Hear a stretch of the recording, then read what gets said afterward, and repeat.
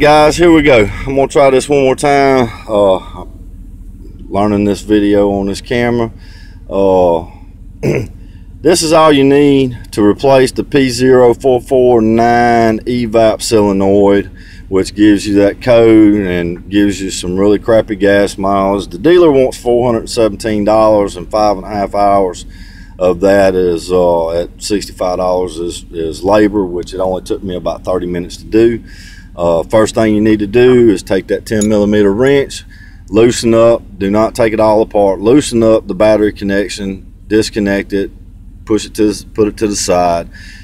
That way you can reset the engine code, because it needs to be off the battery for a few minutes. So just disconnect it before you get started. Get your spare tire, drop it down. You're gonna pull that little piece off the bumper right there. Drop your spare tire. This is a 07 ESV all-wheel drive.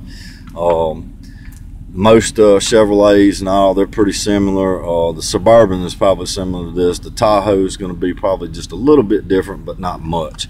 You don't need to buy the whole harness. The harness kit, these are the part numbers right here. CarQuest has it for $22. Standard makes it. Dorman makes it. I went to CarQuest, bought a house, didn't have it, so I went to AutoZone and use this Dorman part number, and they come up with a solenoid off of here. And I know that it works. I've already hooked it up. This is the AC Delco EVAP harness number. This is the supposedly just for the solenoid itself, which if you can find it somewhere, there's a lot of these listed on eBay. They're all pretty much interchangeable. There's a whole lot of different vehicles that use this solenoid right here. Like I say, it's got a little clip at the top. You pick up on that clip, twist it, and then it actually pulls out, and this is what the part looks like.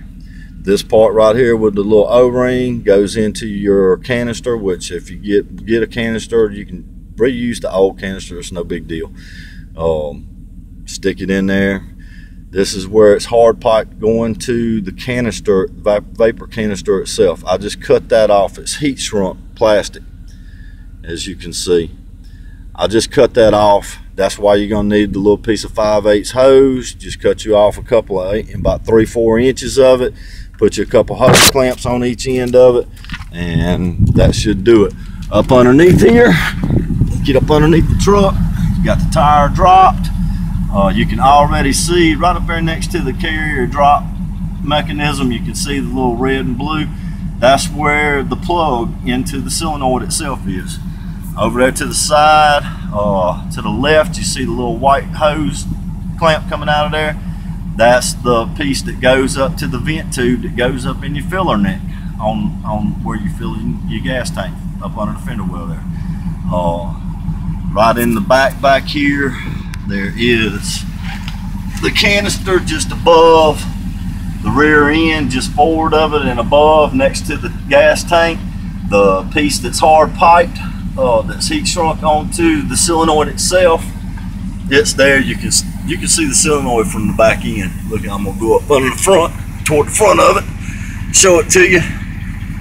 There it is right there. That's that little white hose. Disconnect this hose from it. I reused the original canister. It's just a canister, that's all it is. I blew it out, got the dust out of it, and that's it. The solenoid goes on there. There's the plug right there. It plugs up into it. I checked it when I disconnected it and took my old one. I had power on it. It's only a 2 lead, a negative and a power on there. I had power. Everything looked good on my connection, so I didn't need all the jumper and all that stuff. Didn't need all that. Here's your little jumper hose you're going to use to go back on your hard piping. It's plastic, but it's a hard plastic, and it's heat shrunk onto the solenoid right here. So all you need to do is just cut it off right there close. You don't want to cut it off way back here where the bend is. Just cut it off right here close, make it easy so you can get everything right here. You don't need that new bracket, the original bracket. You can see it's right here. The new solenoid has the exact bracket fitting on it and everything. That's it. That's all there is to it. And I'll show you. The truck is running right now from where I just done this. I'll show you. There's no code. I hooked my battery back up and no codes. Everything's good.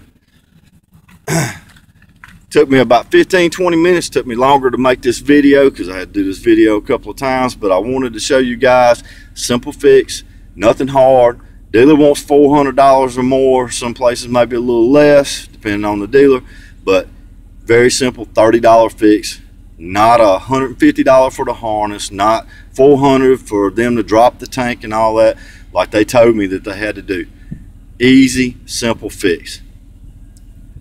Great day, guys. Later.